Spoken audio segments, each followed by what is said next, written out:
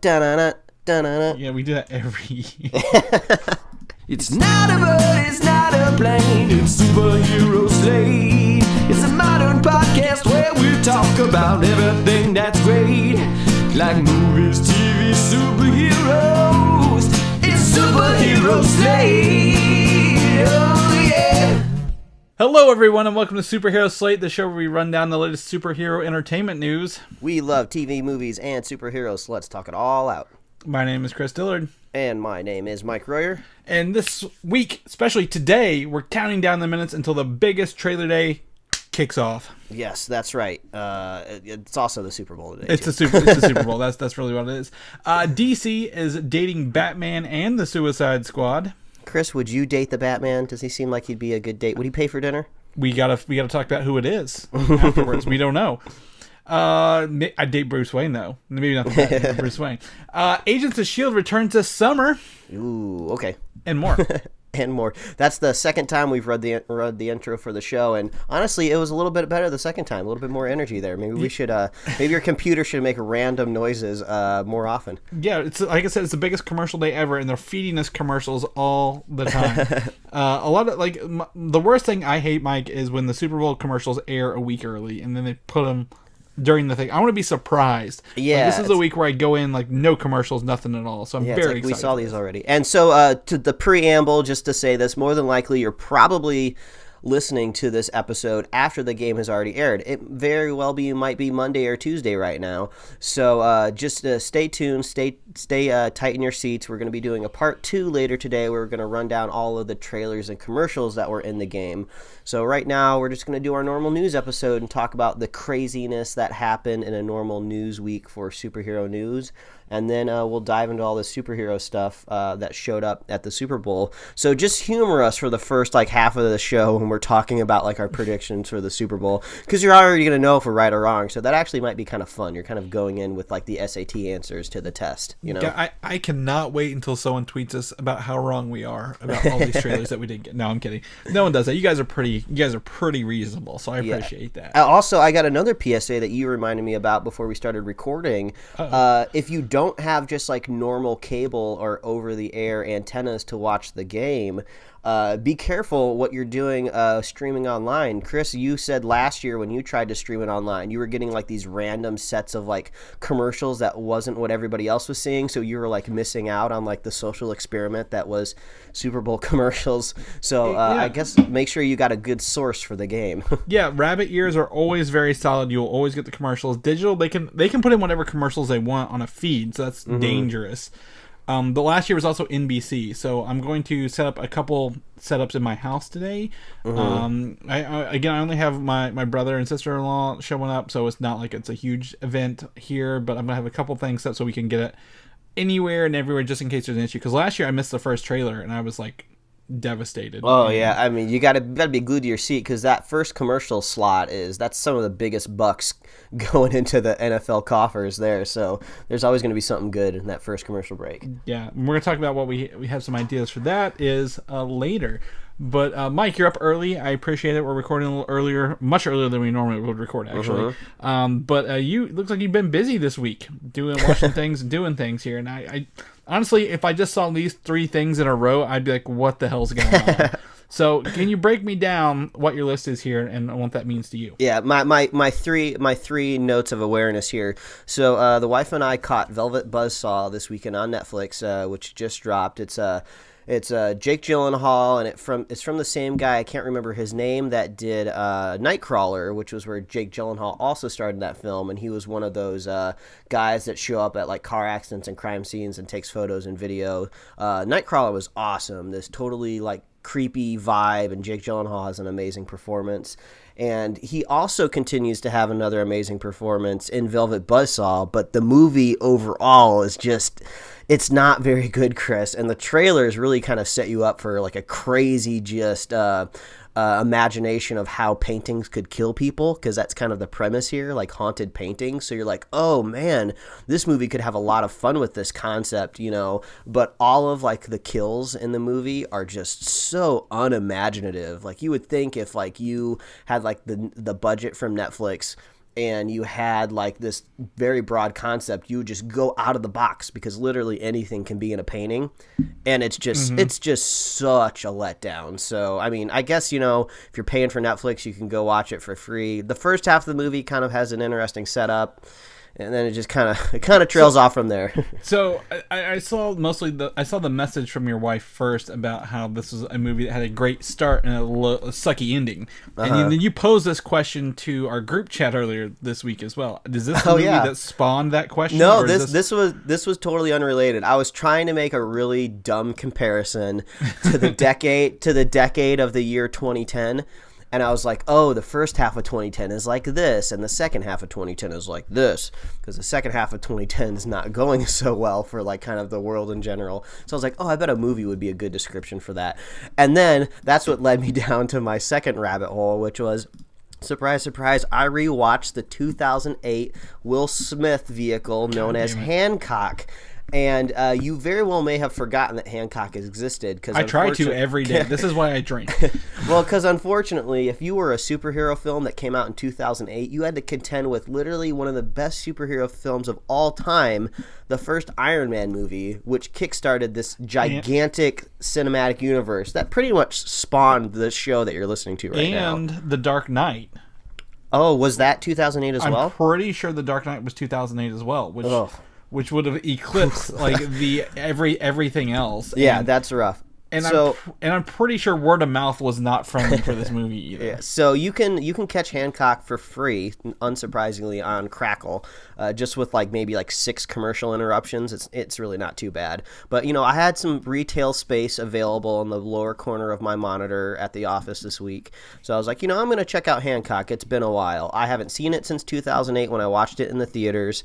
You know, if you're not too familiar with the film out there, it went through kind of like development hell. I think the first script was penned like in the 90s.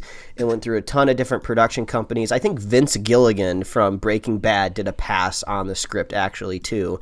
So it's been through a ton of different hands, and I didn't realize a ton of different Hollywood A-list actors have been attached at one point in time to play Hancock, who is basically the only kind of superheroed person in the world, the way it's kind of pitched, and he's super powered. No one else is like him, but he's just a dude that just doesn't take the responsibilities of being a superhero. He just kind of like every once in a while he might save somebody. He doesn't really care about the collateral damage. He'll like derail an entire train just to like save like one person who's like stuck in front of the tracks, and you know, he swears all the time and he drinks, and so that's the character of Hancock, and this film was like notorious for being a movie that halfway through the movie like jumps the shark and then it just becomes awful. So I was just like, okay, that's how I remember it. Let's dive in. Let's watch it.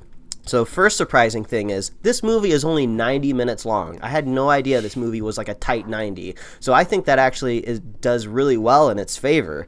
And I thought the jumping the shark moment happens halfway through this movie, and it actually doesn't. It doesn't happen until 2/3 through the film. So actually, the first hour of Hancock is a very good movie, and I would argue against anybody that this first hour is very redeemable, and I think it's strong enough actually to outweigh the poor half hour of this film.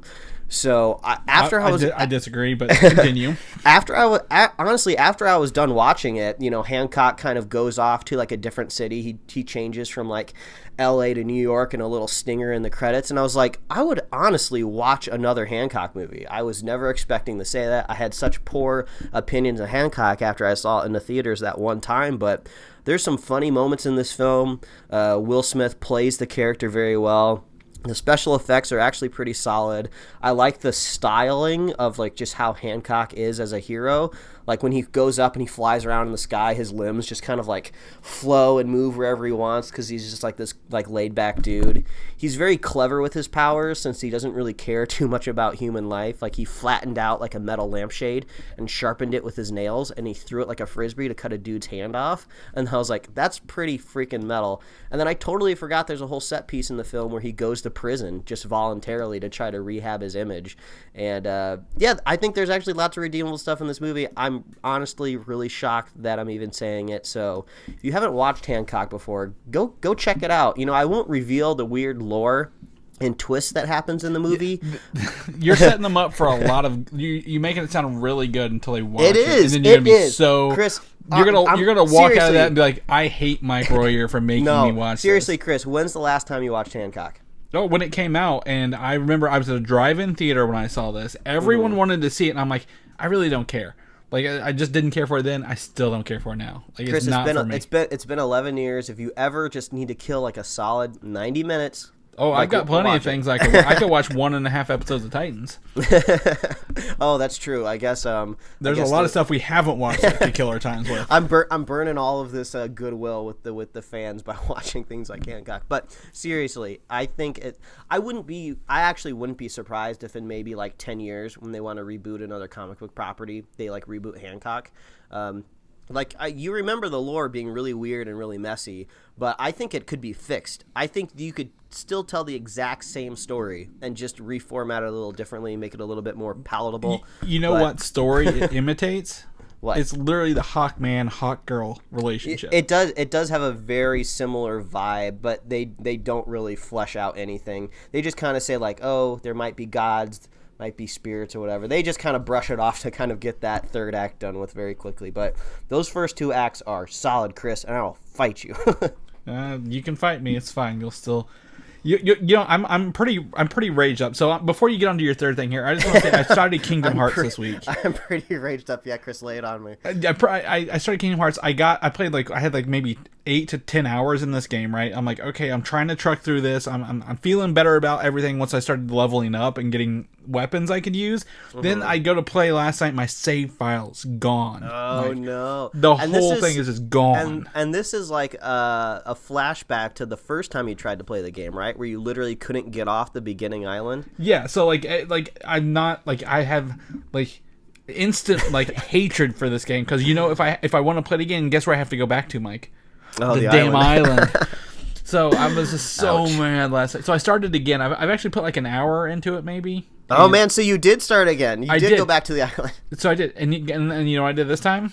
I put it on easy mode. Okay. That's fair. I put it on easy mode, and I just went through, and I've been cranking through that island, because I'm like, I already know what I'm doing now, so I can get through this a lot quicker without having to, I don't need to watch all the cutscenes, because it takes cutscenes into consideration, because I'm like, I know what the story is, up until, I forget what island I was, or wherever I was, so, I'm just like, I can skip all this, but I'm just very mad at this. Yeah. If you're out there and you follow us on Twitter, I tweeted the best tweet you sent to me all week. The second one I'll say here in a second, which you might not know about. But you send a tweet to the group chat that's just like, what the hell? There's Final Fantasy characters in this game, and I just thought that was such a known quality of the Kingdom Hearts game. I just figured everybody knew that there's Final Fantasy characters in the game. So I wish I could have been right next to you when you saw who's the first Final Fantasy character that pops up. I don't remember. So the first character is actually my favorite Final Fantasy character. Oh really? And that's what gave it away.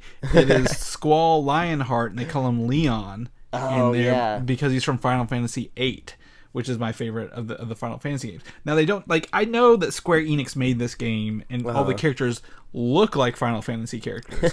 And, the cover art and all that stuff looks like it, but, I didn't expect there to actually be,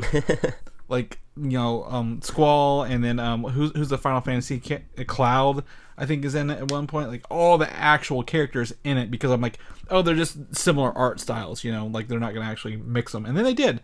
I do have to say, I saw my sister-in-law sent me a meme this week about if you could have Donald and Goofy lower me into my grave after I die so they can let me down one more time, because Donald dies every time I go into a battle, no matter what I do. Oh man. Anyway, sorry. What's the other tweet? The second best tweet happened somewhat recently. So we're trying to schedule out when we were going to record today. And we didn't want to record too late into the afternoon because we didn't want to cut into, the possible game where we're going to see all of these blockbuster trailers, these hilarious commercials, probably written by some of the cleverest minds that have ever come out of Harvard and SNL, really getting those big corporate paychecks. So I get a text from Chris that says, yeah, the Puppy Bowl starts at 3, so can we keep it to an hour? Like impossible. It's just like, it's so sincerely, you got to be there for the kickoff of the Puppy Bowl, which I was really trying to figure out because you guys are definitely a feline family and everybody knows those cats don't come out until the halftime show. So I was like, why is Chris in such a rush? Well, because I mean, if you're going to get me excited for a football game, Mike, I've got to have something else to go on.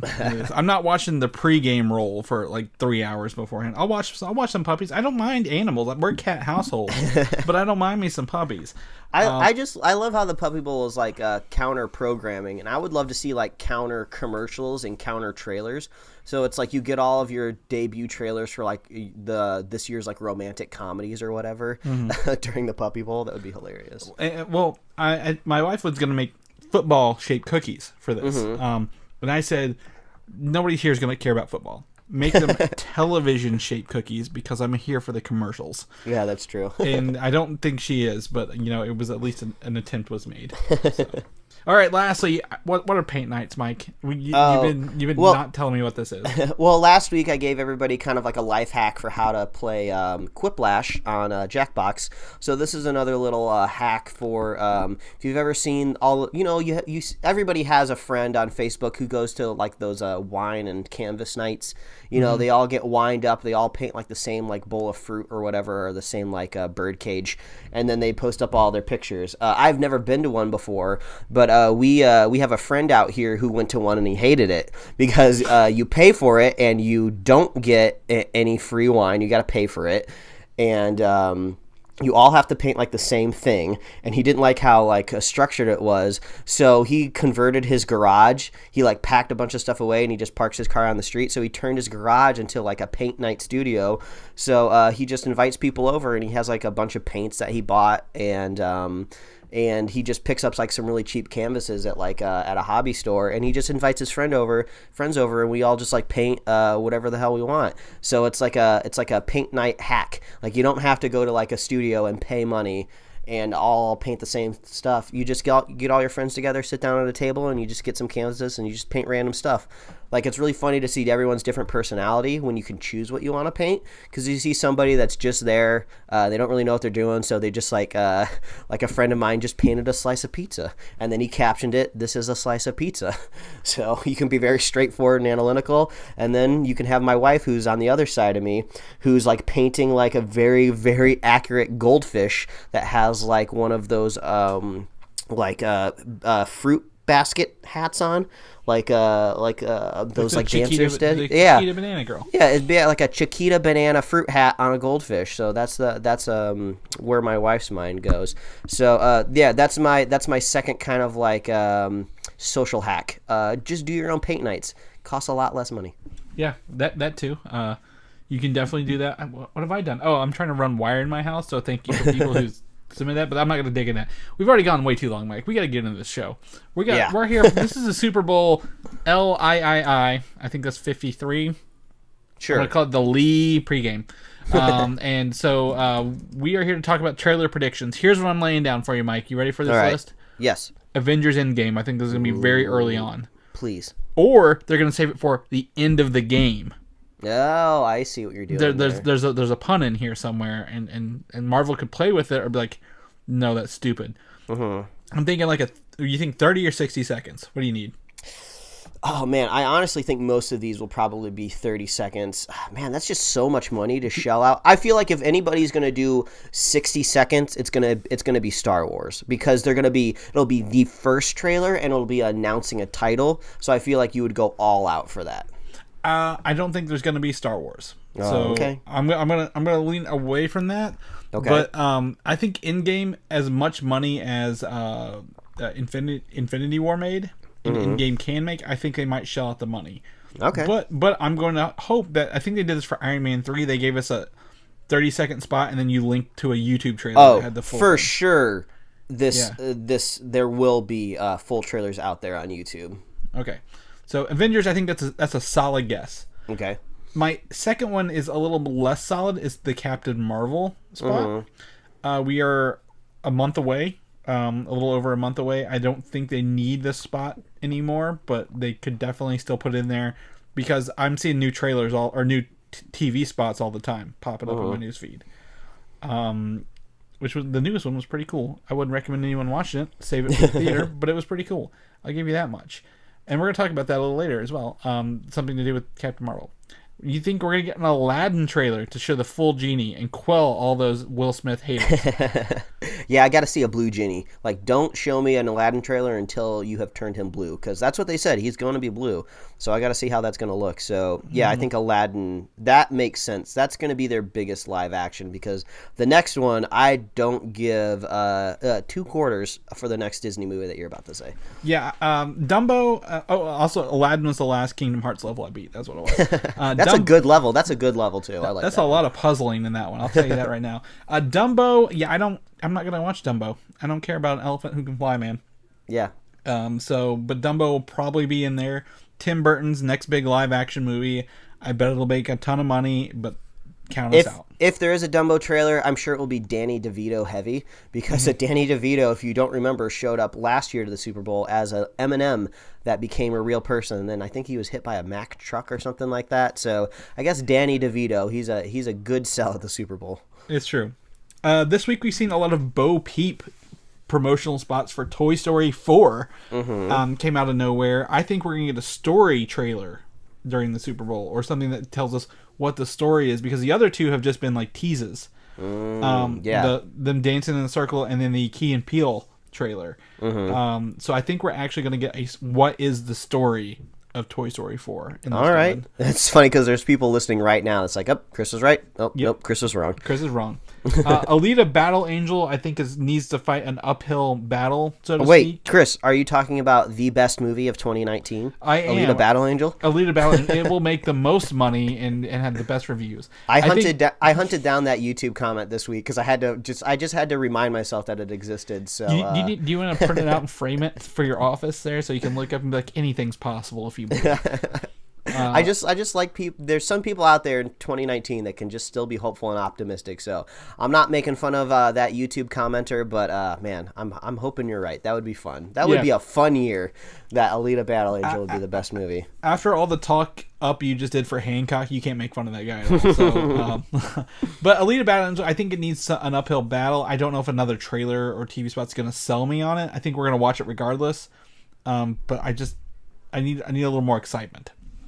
A dark horse, so to speak, in the trailer might be a Dark Phoenix spot for Fox. Oh man, is that a play that they're gonna do? Do you think they're gonna really market that movie, or do they just want to put it out silently and be like, "This is Disney's problem now"? Again, the thing is, whether it's good or not, X-Men has been around since 2000, and the people who've been around watching these movies since 2000, not the fans who are in it like us, who know this is gonna be the worst one in the series probably, are still probably going to see it, and they just need to be reminded to the common viewers, the people who are watching the Super Bowl for the football portion, hey, Dark Phoenix. Yeah. Coincidentally, though, the X-Men has been around since 2000, but none of the original cast is in this Dark Phoenix movie. So there you go. That we know of. Maybe they can bring some back. I really don't know.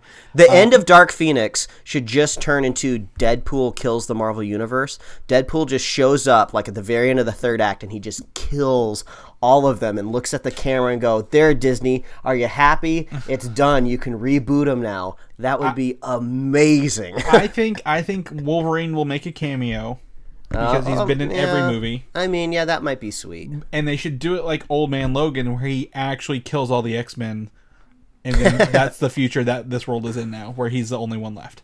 Oh, okay. Or maybe Professor Xavier kills them all, and we get the intro to Logan. I don't know, one of the two. I didn't even think about that. Okay. Yeah, so I think those are pretty solid trailers. Do you have anything on this list that you think might also show up? Well, I mean, I guess it would all be kind of like outside of the Disney superhero realm. Like, we're going to talk about Hobbs and Shaw later in the show, but I'm for sure they'll get like a 30-second TV spot that tells people like to check out the trailer online, or, maybe even like pre-order your tickets like way ahead of time. Yeah. or you pre-order a ticket and you get all the other Fast and Furious movies downloadable for free. Yeah. I'm still holding out for Star Wars. You know, I honestly, since it's been so long since I've gotten like a mainline Star Wars trailer, I'm starting to warm back up to it. I still haven't rewatched The Last Jedi. It's still a sore spot in my psyche. But maybe since like Hancock kind of turned me around, maybe I can open myself back up to the idea of Star Wars. So a cool, just kick-ass trailer, that could get me going, because the visuals of Star Wars are always amazing. So that always translates very well to a trailer. So I'm crossing my fingers for Star Wars, and people listening right now can just tell me if I'm going to be disappointed or not. Mm-hmm. I don't think so, because Star Wars Celebration is the April 11th, I think. And Star Wars and Marvel, they like to have their own events to announce things. So that's why I'm kind of like, if they do, they won't give us a title. It'll just be a very quick teaser. All right, Chris. Get your logic out of here. I know. I'm sorry. Sony did not buy any spots, and neither did Warner Brothers. So we will not see Spider-Man or Shazam at the Super Bowl. Yeah, that kind of makes sense. Shazam is kind of in a same position as Captain Marvel right now, where they've had a few trailers out, and the movies are coming soon. They've had one trailer and one minute-long TV spot. That's it. Oh, that's weird. It kind of just feels like Shazam's just kind of been out there for a while. But it's always him going to the gas station. I need something new. I need to see the villains. But either way, I know we might have a Shazam trailer sooner than later. The commercials I know about, Harrison Ford Alexa, we talked about this. The Dude Lebowski, I think it's some beer commercial now. I think he's opposite somebody else in a beer commercial. Okay. But what if they bring back the Tide ads for Hellboy? Yeah, I remember you were talking about that. That'd be some synergy right there. Like it's a Hellboy commercial. Nope, it's a Tide ad. It's David. No, I want it to be the other way, where it's a Tide commercial. Then all of a sudden, like Hellboy crashes through the wall like the Kool-Aid Man. Be like, no, it's a Hellboy trailer. Well, since it's rated R, maybe they use the Tide to clean his mouth. Oh, yeah, that could be funny. I would like to see some Hellboy out of here. Do you think we're going to get any crazy Netflix announcements? Because last year we got the announcement of that Cloverfield film that you could just go and stream now. Even though the film was not good, the announcement was hype. That was cool, like day and date announcement of something. I would like to see that going on, something with Netflix. That would be a cool trend. Be like, oh yeah, we got to watch the Super Bowl because Netflix is going to drop like something brand new tonight. We got to see what it is. I'm going to cross my fingers and hope we got some sort of day and date drop of a movie from a streaming service. I would just wait until I went to the streaming service and Ooh, no, I got one more prediction too. Since this is like the biggest single media point of the whole year, a teaser trailer for the Disney streaming service. Like an announcement of just like all of the stuff that you're gonna get. Like I mean, I wouldn't be surprised if they got to start announcing it soon. Like the general public just I'm sure they don't know Disney's even making an app. Mm-hmm. Maybe they could be. I mean, I don't know how ahead of time they want to do that. But yeah, I'd be shocked, Mike. I'd be shocked. I would set down my cookie and sit down on the couch and be like, oh my gosh, Mike was right. We'll be texting during it. We'll let each other know who was right, who was wrong, and how hype we are for the second part of this episode later tonight. So, that's our predictions. If you have them, let us know, but you'll probably not be listening to this by that point in time. I'm sorry to break this to you, Mike, but the Batman Beyond movie is not happening. What? Yep. Why? So there were rumors that the Batman Beyond was in works at Warner Brothers Animation, but according to Warner Brothers Animation TV, Warner Animation's Films, and DC Films, they've all said there's no Batman Beyond movie. Well, have they said no, or have they denied that it's happening? Maybe they're just like covering their asses because it's not ready to announce. That would be the same thing to me. They said no. I think it could still happen. I mean, I don't know how old this was, or if it's like from decades ago and I just wasn't keeping track of it. But there was some like leaked concept art for the movie that came out. I mean, it could have just been very exploratory. They could have just said like, "Hey, start drawing." Terry McGinnis is Batman Beyond. Yeah, I think so. I believe that's it. But there was some leaked concept art of that. It was just like a kind of like it was like a picture of like a monitor, probably of somebody over at Warner Brothers. So it seemed like they were kind of working through kind of like the visual idea of what the movie could look like. But like I said, that could have been from like 2008 or something like that. I don't really know how old that concept art was, but if we want to talk about it for a second, I think this would be an awesome idea because everyone was pivoting this as like a response to Spider-Verse, which seemed kind of weird because it's not like Spider-Verse like really broke the box office in two and like brought home a bunch of money. It won a bunch of awards, and I think it did decent enough to get a couple of sequels. But it's usually you only see like a copycat response if somebody just like destroyed the box office and brought home like every dollar bill left in Hollywood. So, but I think Batman Beyond could be cool to make, and that studio made Teen Titans Go, which was like one of our favorite movies from last year. We never expected it to be, so I would totally trust that studio to handle Batman Beyond and bring that to a feature animated. So I'm crossing my fingers that it's still a thing, Chris. I think a lot of people are, but the backup response to that, like, no big news article picked up on this story, which is also kind of like why nobody ran with it, because I think I don't even know where the original picture came from.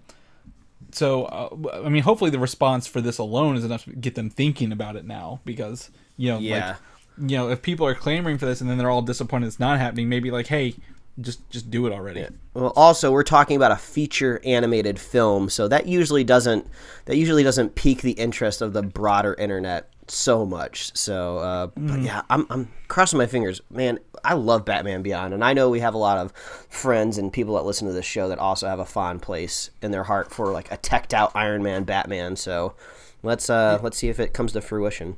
Yeah, they'd have to do that before they hit Spider-Man 2099, because I see a lot of parallels between those two characters. Oh yeah, that's true. And Spider-Man 2099 could show up before that, so we'll keep our ears to the ground.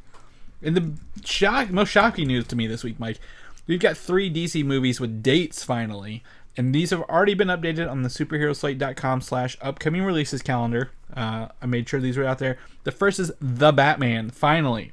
We know when it's coming, June 25th, 2021. Man, 2 more years. And Ben Affleck is gone. He is out. He is no longer playing Bruce Wayne in the Batman. So yeah, that makes sense. I'm just glad it's finally official. Like, I follow my fair share of like kind of superhero nerdy movie news YouTube channels, and it feels like every other week, like the thumbnail is like a picture of Ben Affleck as Batman, and it's like, okay, we can kind of finally put that to rest. We don't need to see that same thumbnail out there for like news updates anymore. So yeah, I'm glad we finally have an answer. Yeah, which is kind of weird because everyone was like, no, we don't want Ben Affleck as Batman, and then everyone's like, okay, he's really not that bad as Batman, and then now he's out after like he was supposed to write the movie, direct the movie, and act in the movie. Now he's doing none of the above. He was a good Batman. He's a great filmmaker. They just didn't kickstart Batman off very well, so now they gotta redo it. Yep, and they don't know if this is not like a year one kind of thing, but they're looking for like a younger person, like a pre Batman v Superman Batman. So yeah, I think that makes sense. They kind of already told the beginning story with like Batman Begins, and everybody remembers that movie fondly. So yeah, maybe you kind of pick like a Batman somewhere in the middle. You know, maybe he I mean, how quickly does Alfred find out that Bruce Wayne is Batman? Is there kind of like a scene that we could write into this movie where like Alfred finds out that he's been Batman for a year or two or something like that? That'd be kind of funny. I think he knows from the beginning because he's building the Batcave under the mansion, the manor. I mean, well, I guess and Alfred doesn't go anywhere else, so he would. Yeah, Alfred doesn't get out much. I mean, I suppose he might make a couple runs to Whole Foods. Maybe we can get that scene in the movie. Alfred shopping. Yeah, let's do that. Let's the Alfred spin-off show that they're working on. Oh yeah, that's right. We can't be blowing all of our good content in a Batman movie. We can watch Alfred shop in that. What is it? A sci-fi show or is it an epics show? I don't even remember. I don't think it's sci-fi because sci-fi's doing pretty good with not Gotham. I think it's epics. Yeah, some channel nobody has. That's and currently Matt Reeves says the script is about 160 pages long, so it's looking at like a 2.5 hour movie. So seems standard. For Batman, yeah, he needs a good one, man. Everyone's holding The Dark Knight up there, and they need to. It's been 10 years since The Dark Knight, so yeah, Batman's basically James Bond now. Recast the character every couple of years, make a couple different movies. Do you think this will sit in the DC Worlds of DC series, or do you think they'll spin it off? I think that's the whole point of why they renamed it. It's called the Worlds of DC so they can do whatever they want, and it doesn't have to necessarily connect to anything, which it irks my brain because I want all these things to be connected. I think they're just kind of waiting. I think they're just trying to say, oh yeah, we're this like free-flowing studio now, brah. We'll just make whatever DC movie we want. We just want to make sure it's good. We don't really care if it's connected to anything. But the second they strike gold with a movie that they feel like is solid enough, they'll connect every goddamn movie to it, and they won't care about the explanation. That was Aquaman then. I know, because exactly. They're They're gonna be like, okay, how do we get Wonder Woman into Aquaman? Make it work. Okay, we got this new Batman. How old is he? I don't care what year he is. He's gonna meet Jason Momoa at some point in time. They're gonna find a way to make it work. Yeah, that really doesn't. I mean, they can make it work. Whatever. The next movie, I don't know what's going to happen with this because I don't know what the hell I'm thinking. This is the news I've been waiting for you to explain to me all week because you kept saying, "Stop talking about Batman Beyond." This is what we need to talk about right now. DC's Super Pets has a release date for May 21st, 2021. So, correct me if I'm wrong, but DC Super Pets are basically animal sidekicks of superheroes that also have superpowers? Yes, pretty much. So, there was in the comic books, I'm pretty sure, the Legion of Super Pets. Oh my god. Which includes, everyone knows Crypto the Super Dog, right? Mm-hmm. There's Comet the Super Horse. Yeah. Okay. Yep. Beppo the Super Monkey.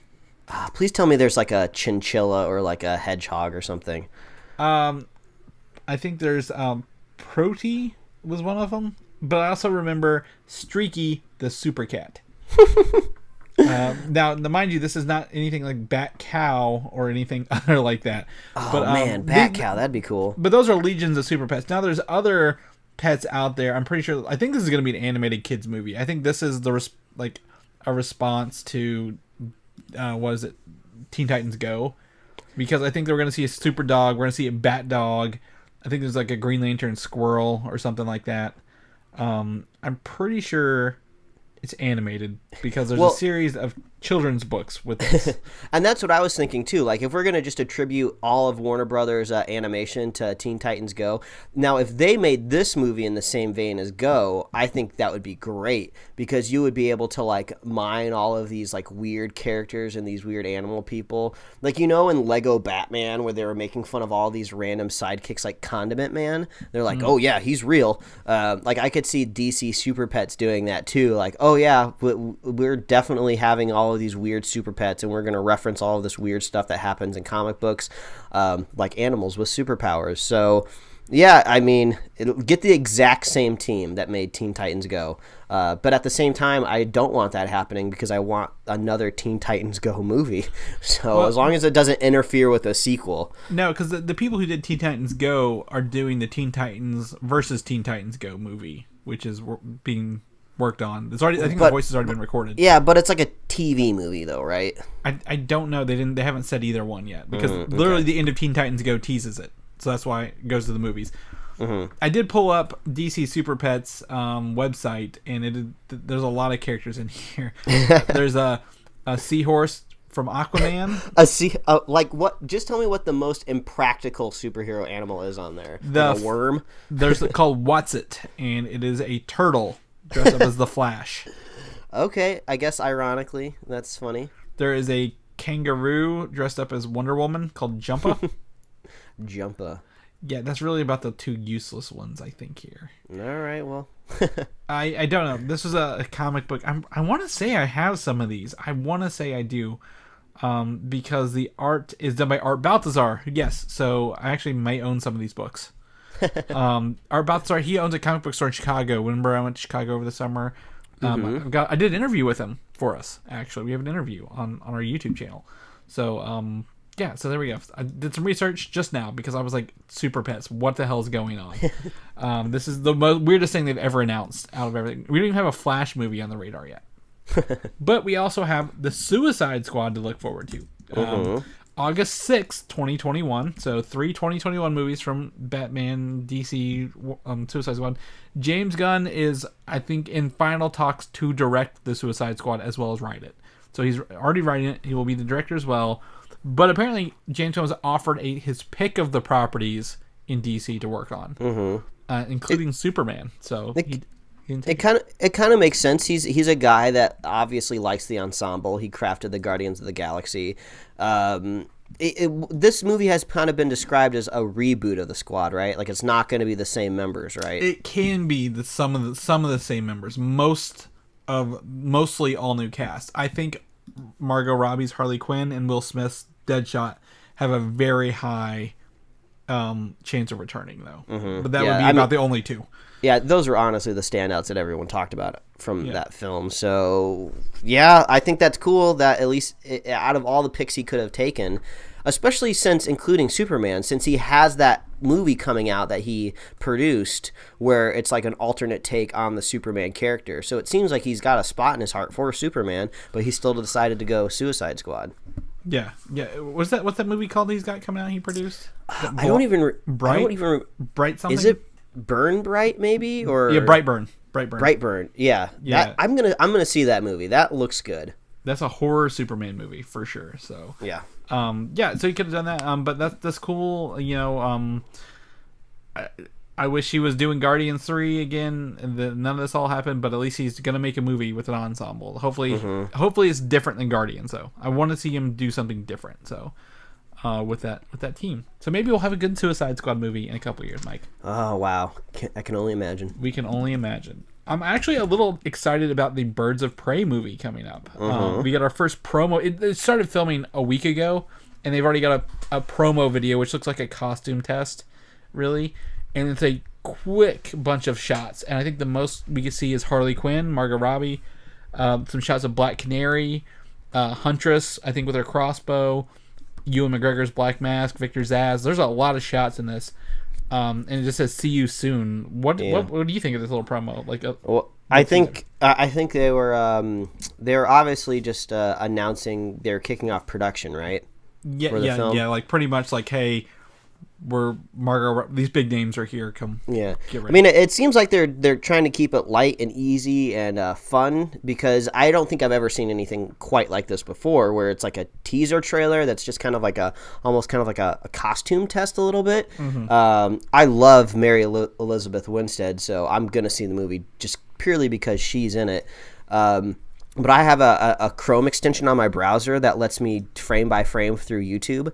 So that was very helpful for this trailer because there's lots of flashes, literally like 1 or 2 frames of everybody in their costume. So I was clicking through, looking at everybody's digs. It doesn't look like quite a full costume. I feel like they're still testing it out because Huntress isn't very decked out. It just kind of seems to be like a leather trench coat. Now, like they'll probably put a little bit more into that. So there's a couple like set shots that have come out where Harley is just kind of like walking down a sidewalk in very kind of a similar outfit too, of like the dangly colorly jacket thing. So I mean, Margot Robbie's solid, so let's hope Birds of Prey follows the same kind of path. You know, I'm a big fan of Ewan McGregor all around, and if he's playing the villain and sign up for this, I mean I feel a little more comfortable with this round of actors in this movie. So yeah, I don't know. It's a really interesting little promo. Like, so you're gonna have to go frame by frame to watch everything, but I think it's really cool to see it. I'm like, okay, I'm feeling this a little bit more. Like, I'm feeling this a little more than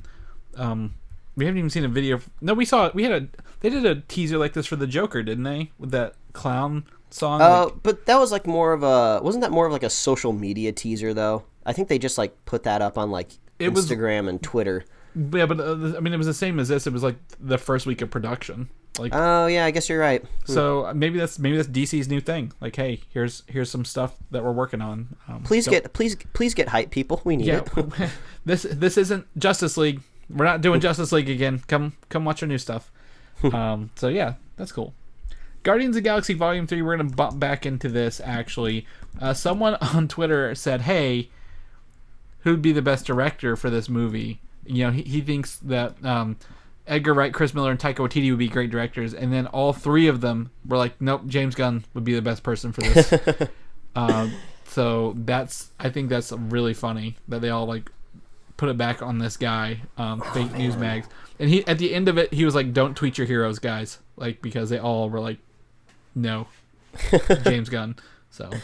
Yeah, I mean, I would never expect Edgar Wright to kind of come back into the Disney fold unless he got total control over a film since he was kind of burnt on Ant-Man a little bit.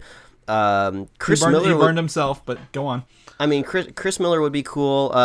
I think we all kind of were hoping Taika Waititi, because it kind of just felt like it was all in the Marvel family. The cast would probably really connect with Taika and trust him, and we'd have like maybe a tonally similar film. Mm-hmm. But now that he's kind of officially stated, no, it probably still should be James Gunn. Now I think maybe Taika's not going to be in the picture. So it almost kind of feels like we're maybe just going to do the old kind of Marvel trick where you just hire a director that's off their first indie movie, you know? Mm-hmm. So maybe that's going to happen. I don't know if you can with this one, though. That's a lot of pressure all around. Yeah, you got a point. With this, I think Waititi, he's working more, like he's doing the Mandalorian episodes, and I think he's going to be working on the Loki TV show a little bit from his run on Thor, so I don't know what he's going to do, but I mean, I'd like to see... I like to see what they're going to do. Chris Pratt also he went on the record this week, and I think promising that there will be a third movie. He's like, yep, we're going to make it work, or something like that. It's like, it may not be the same, but like, this is I don't know, it's a huge undertaking for whoever does it at the end of the day. mean, when we talked about the James Gunn news first, like when it first broke a while ago, we kind of both agreed that like time will kind of vindicate this whole issue with James Gunn, where it's like, if we just wait long enough, like the global consciousness of this like flash in the pan controversy will go away. There's a good chance that Disney could just like bring James Gunn back on.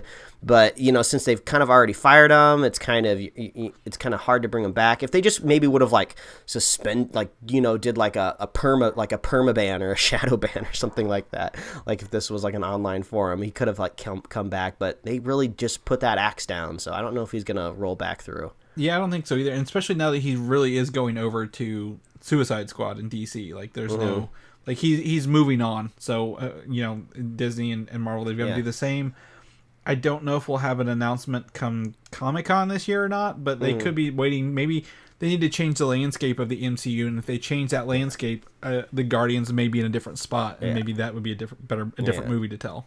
And just a reminder, because I think it's important to make sure that it doesn't get like kind of lumped in with other controversies that have happened in the past, since we all have a very short attention span when it comes to all the news that flies at us.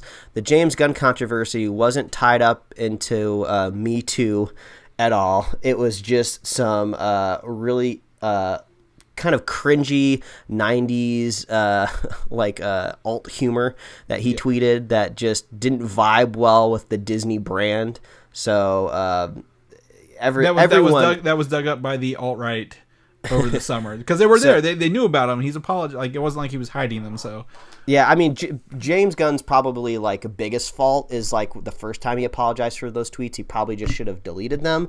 But who knows? Maybe he just felt like he was sticking up for free speech in his mind. Like, yeah, there are some bad, probably not very funny jokes, but I don't know. Maybe he just back then wasn't very funny, and he's gotten funnier now. Obviously, he wrote the Guardians movies, and those are pretty good. Well, he kind of co-wrote the first movie, but he wrote the second one for sure. So James Gunn, I hope you land on your feet. You've had lots of people out there in the industry that have come to your side and have tweeted in your favor. So I mean, he's getting paid from Warner Brothers, so we shouldn't feel too bad, I guess. Yeah, the Twitter army, it's on your side, buddy. You got him. Avengers Endgame, as we anticipate our trailer. By the way, the Avengers trailers usually happen between the first and second quarter, so just to keep you guys a heads up. The Lego leaks for this movie are out there, so be careful. Yeah, you were like, these Lego toys are starting to leak, Mike. Be careful. So now I'm got to be really careful of my Instagram algorithm. Most of the time, I'll see like Avengers and Endgame stuff like pop up if I swipe too much in my Explore section. But luckily, I don't think I have that algorithm juice of I don't think I like too much Lego stuff. So I feel like if I went and tapped a couple a Lego hashtag, I might start to see that stuff pop in my feed. I might be safe right now. I will tell you that I looked at these Legos, and I still don't know what the hell's going on. They're in a different language. I don't know what's happening. Again, I'm sitting literally right beside a pop vinyl of the Hulk busting out of the Hulkbuster from Infinity War. And did he ever do that, Mike? Nope. Yep. So toys can lie to us. Just remember that. This could be all a ruse, so I can't believe anything that's coming at us. However, with the Russo brothers getting their working very prominently in Community, they've cast Ken Jeong in a secret role in this, probably blink and you miss it cameo kind of thing. El Tigre. Yeah, I mean, we've seen Danny Pudi, who played Abed from Community, in Winter Soldier, and I feel like somebody has Jim Rash made a cameo in a movie. Was it he in the no? Somebody else has made a cameo. I just can't think of Was Jim who Rash in Civil War with Tony Stark at the beginning, where he's like, "Hey." Oh yeah, because they were doing like the presentation. They were doing the speech in front of so Jim Rash was there too. So yeah, I think this is, man, I love Community. Like, Community is one of my all-time favorite comedies. That was like a classic NBC Thursday night lineup of some awesome shows. So yeah, anytime I get to see the Community cast fold into these movies, I think we still need to get like Joel McHale, Allison Brie, Yvette Nicole Brown. He's still running through the cast. yeah, and so he's in there. Ken Jeong's currently one of the hosts on The Masked Singer, if you're watching that at all.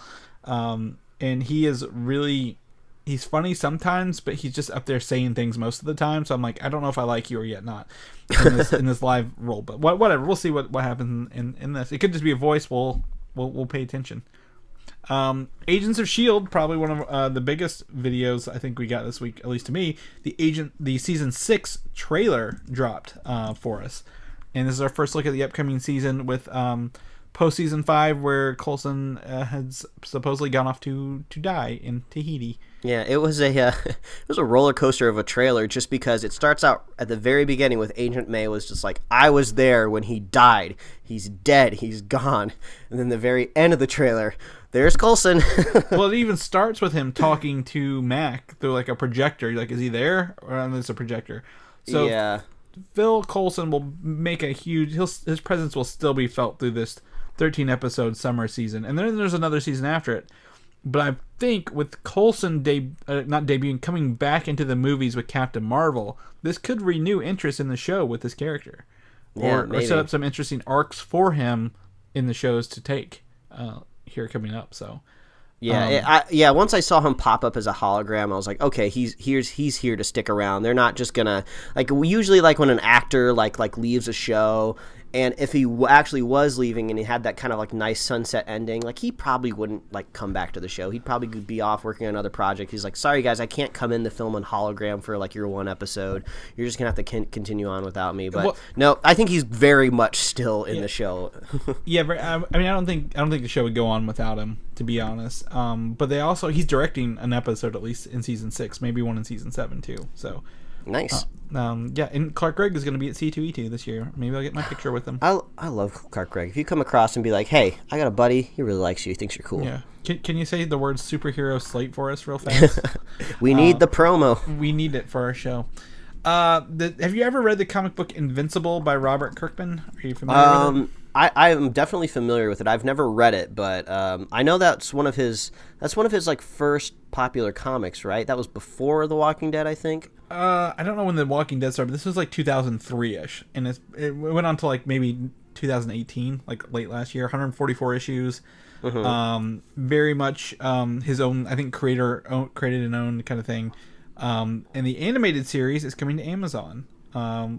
With 8 episodes, an hour long each. I don't know if it'll tell the whole story. Whoa, an hour long each? That's so bizarre for animation. Yeah, but I mean, I think they're going to try to tell the whole story. So that'd be the whole arc of this character. Which is, by the way, he's the son of a superhero named Omni-Man, and he finds out he has powers when he's 17 because he's the race of some other, like, his dad's from an alien race or something. So dealing with his powers as he finds them when he's 17. The voice actors are sounding pretty strong. We got Stephen Yeun from The Walking Dead, J.K. Simmons, Seth Rogen, Gillian Jacobs, Mark Hamill. Hell of a lineup for voice actors. Yeah, Gillian Jacobs, another Community alumni there too. Yes. Man, speaking of like Seth Rogen, I just realized that dude is putting in work just like Robert Kirkman is. Like Robert Kirkman has like a ton of comic books running, like a bunch of like TV shows out there, and I'm sure he's in like a bunch of like first look deals with a bunch of studios too. But Seth Rogen, he's got Preacher running right now. He's got The Boys out. He's got this other show on, I think, Showtime called like Black Monday maybe. I don't quite remember what it was. And then I feel like he's got one other show that I can't think of off the top of my head that he's working on. But like just like to have like 3 series running, like, man, there's some people out there putting in work, and I'm surprised he even has the time to voice act for a show. Yeah, well, he's also working on the live action version of Invincible for Universal, like the movie version. So maybe that's why he's in this animated one. Yeah, so he's been working on that a little bit. Okay. So I know he's doing that. I mean, this is, to me, it's pretty good. I mean, he's big into comic books, so that's really cool that he's, pushing more comic books on people, or like the shows, like quality shows, hopefully, from this. So, I think that's it, right? For Invincible. Zombieland gave us a new image this week. This is our only image to look at for you this week. The title is called Zombieland Double Tap for the sequel, and the first character poster has been revealed here, showing the 10-year or whatever difference between them. Is that right? The Zombieland 2019 versus the new Zombieland. Woody Harrelson looks about the same. Jesse Eisenberg looks about the same. I think you're missing his neck got like 4 inches thicker. Yeah, well, that's what happens when you play Lex Luthor, man. Emma Stone looks more like a badass than she does in the first one, and then Abigail Breslin doesn't look anything like her other characters. So, man, this movie's gonna be pretty crazy because I mean it was kind of like it was a hit when it came out because like zombies I would say were kind of reaching their peak when 2009 came around, but also these actors are like in a totally different part of their career. Like Emma Stone is just like, she's like an Academy Award winning like darling who's like gonna go down probably in history as like one of the most like talented actresses and successful, and she's very high paid, and she's like in this like zombie sequel, which I think is pretty funny. Like Jesse Eisenberg is out there doing a bunch of crazy stuff, and Woody Harrelson, he's always been crazy, so it's just weird to see how a sequel can evolve from the success of these characters, Well, I think Zombieland was like the rekindling maybe of Woody Harrelson's career in like 2009, because he wasn't like on the map really for a while. And then his search for the Twinkies amongst the zombies brought him. I'm excited to see this. I'm not thrilled, but I mean, I'll probably watch it because the first one was very, to me, surprising. Yeah. Unfortunately, I think kind of the steam behind zombies and also Zombieland in general is kind of gone. So I don't think this movie is going to be as popular as Sony is going to want it to be. Yeah, I don't think so either. I think this is going to be one of those like, hey... This is I think it's the same director, and it's the guy who did Venom, right? Like, have they filmed this under our noses? Because I didn't know it was even done filming yet. Venom. Yeah. That always pops in my head. Okay, that always pops in my head. Calm down. And then lastly, one of the only trailers we got right now before the Super Bowl is the Hobbs and Shaw trailer. And before we talk about this, I have to preface this. I've only seen Fast and Furious 1 and 2, Mike. Okay. Wow. Okay, you've really been out of it. Yeah, I follow the synopsis. I get it. So this is the Jason Statham and The Rock versus a super-powered Idris Elba. And let me tell you, the effects in this trailer are not completely done. I understand this. But this looks off the walls crazy. Like, this is not... Like, they have thrown reality out the window in this movie, Mike. And I am on board 110% with this movie. So I'm crossing my fingers that this will finally be the Fast and Furious experience that everybody always tells me about. Everyone says like, oh, all of these Fast and Furious movies, it's crazy. It's just like superheroes, like in cars, basically. It's so fun. It's dumb and stupid, and you'll have a great time. Like I've seen all of these modern Fast and Furious movies, and I don't think they're fun and dumb and entertaining. I think they're kind of stupid, and I don't like them, which is surprising. Like I can turn my brain off and just have fun in an action movie, but like the Fast and the Furious movies, they're just not doing it for me. And I just don't understand what I'm missing. I wish I could recalibrate my brain so I could enjoy like these billion-dollar movies that everybody else is enjoying, but Hobbs and Shaw kind of feels like I might finally get there because it seems like they're kind of really leaning into this like ridiculous, wacky humor, which is kind of what you need when you have like these crazy action premises that have no basis of reality. Like we saw like in this trailer, like a doom buggy like fly out of a window and like do a corkscrew, and then the underside of it like block bullets from a helicopter. Like in a movie where that exists, everybody needs to take nothing seriously and just joke all the time. Where I feel like in the Fast and the Furious movies, they take things too seriously. Like, you'll cry at the end because one of the actors died in real life, and they'll talk and they'll go on and on about family, and like Vin Diesel's trying to save his baby or something like that. And I was like, I don't care about any of this. Like, go back to making the jokes and flipping cars. So it seems like we might finally get that in Hobbs and Shaw, and they are literally throwing all logic out the window in this, and that's what's beautiful. Like this is one of those movies. Like, did you ever see Shoot 'Em Up with Clive Owen? Yeah, I love that movie. Yeah, exactly. Like none of it makes sense. It's not real. They're just having fun. And like at the moment, I saw the corkscrews in the vehicles, but like when The Rock jumped out the window of the skyscraper to land on the dudes rappelling down the thing. That was great. And Jason Statham's like, no, I'll take the elevator. I'm like, this is a great team up of people in this. I'm interested to see. I'm pretty sure the lady was the one of the characters in the latest Mission Impossible movie as well. Yeah, she looked familiar, and she's in a familiar kind of setting too. So I was like, have I seen this character in a movie before? So, I was kind of hooked from the very beginning, where they're both told to work together, and the exact same time they point at each other, like the Spider-Man characters do, and they're like, "This guy's an asshole." So I was like, okay, this might be pretty fun. So yeah, I think I'm on board with Hobbs and Shaw, surprisingly. So this works, and it's The Rock, so of course it's going to make a lot of money. Do you want to see more Fast and Furious spin-offs, like develop that world out like the Avengers, and then when they come back for a Fast and Furious movie, it's this whole team of these crazy people doing crazy things? Is that what's going to tie you into the whole universe? I mean, they got to go to space eventually, right? There's going to be a moment where all of the crew are going to be in different rocket ships as they break the gravitational force of the planet. They have to drive their car fast enough to get out of orbit. I mean, we've already seen in real life Elon Musk shoot a car into space, so our minds are already prepped for this. So Hobbs and Shaw, expect a 30-second trailer at the Super Bowl. Because, I mean, come on. The audience that likes football is going to go in droves to see Hobbs and Shaw. I'm not trying to make any assumptions or accusations here, but I think Hobbs and Shaw is pitch perfect at the Super Bowl. Yeah, I think this is gonna nail it and drive it home and just be that.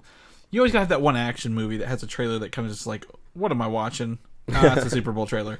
So I think this will be it. I agree. And this trailer beforehand was a pretty fun trailer in my book, Mike, and I'm not a fan of many of these movies. Or not a fan, I just don't watch them. They're not for me.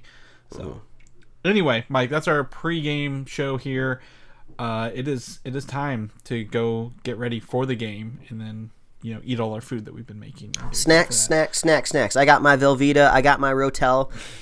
The classic Super Bowl snack and dip, and I know it is because when I was at the store yesterday buying it, I had to almost get in line to get my can of Rotel because I was looking at it and then somebody else came up awkwardly standing next to me like, okay, will this guy like decide on his version of Rotel so I can grab my can of Rotel? Then somebody else was coming down the aisle and I was like, okay, I got my Rotel, I'm out of the way, sorry people, I gotta go locate the Velveeta, which is awkwardly on the other side of the store. They don't have like little things in the middle of your aisles like at our store where like, hey, here's all your Super Bowl food, just grab it while you walk by. You would think. Shout out, okay, I got a snack shout out real quick at the end of the show. Chris, you're familiar with the brand Planters, right? They make, like the peanuts. Nuts. Yeah. So back in the day when I was growing up, Planters made some cheesy, crunchy snacks.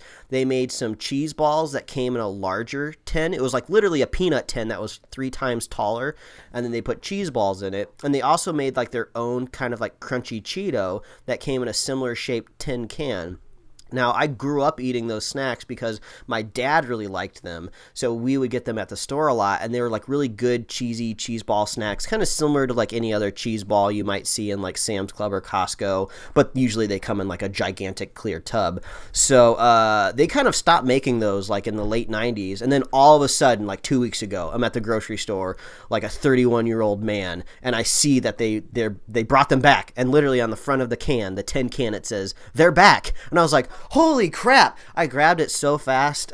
So if you see any of those Planters cheesy snacks in your grocery store, pick them up because they are so good. And to me, it was a blast from the past. So we got some of the crunchy, cheesy ones in our pantry right now. So I will be dipping those in my Rotel in a mere hours, Chris. So what I'm going to need you to do is I want you to take pictures of your Super Bowl spread and these snacks that I apparently need to go find and put them online. But where can people find those photos when you take them so they know what they're looking for? Oh, nice segue, Chris. Well, you can find me at Mike Royer Design on Twitter and Instagram. You can also see the thing I painted at Paint Night last night on my Instagram account. And you can also read my webcomics at pickledcomics.com. Chris, if people want to see what you're doing, see how many holes you're putting in your wall so you can possibly install this Ethernet cable, or also you got a new cat. Yeah. You got a cute little new cat and you got a picture of him up on the internet. Where can they go see this kitty? You can go find my kitty in TP, named after the Wonder Woman character played by Robin Wright, nicknamed Opie, on my Instagram at Valdan87, or over on Twitter, Valdan, VALDAN. You can also have it at Comic UI, and I'm probably going to be, if I remember to open up my Twitter, because I never open my Twitter app, try to live tweet some of these commercials, Mike, because I'm excited. I'm excited about the commercials and the trailers. So, I'm very excited. People want to know more and maybe hear that second part of this episode, because the first part is not going to make any sense without the second part, of course. Where can they find that at? Well, as always, please visit superheroslate.com. That's the best place to get all the avenues we host our show and to get our awesome show notes. And on top of our show notes, to get our upcoming releases. We just talked about like a bunch of new DC titles that are coming out. We talked about a bunch of Super Bowl trailers that are going to announce a bunch of movies that come out this year. We got an awesome, very easy to navigate upcoming releases page that tells you like the date that these movies are going to drop. We don't have any like a bunch of like galleries or slideshows you got to slog through. There's no ads on our site. You don't even need an ad blocker to get to us. So I love that page. It's a really good resource that I like to use too. And Chris updates it to the point, to the minute. So you'll never be worrying like, oh, is this like an old page? Do they know when the new Suicide Squad movie is actually coming out and stuff?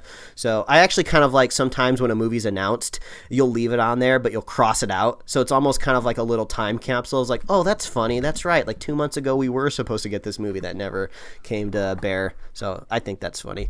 But you can find us on Apple Podcasts, YouTube, Google Podcasts, Spotify, Podbean, TuneIn, Stitcher, iHeartRadio. We'll put it wherever you want it. If you got a weird podcast app, let us know. We'll put it up there. You can like us on Facebook, follow us on Twitter and Instagram. You can get merch at superheroslate.com/store. If you want to get some t-shirts of our logo on your body, we love that.